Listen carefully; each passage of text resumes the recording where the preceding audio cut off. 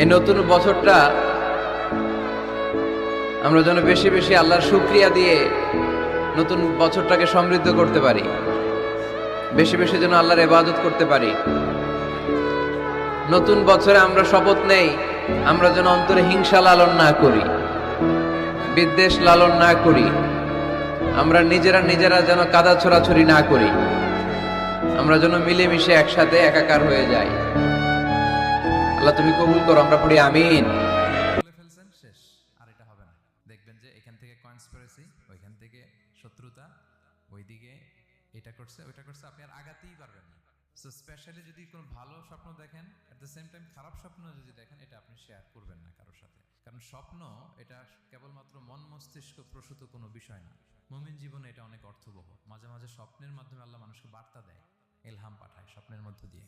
যার জ্ঞান নেই বা ব্যক্তিগত জীবনে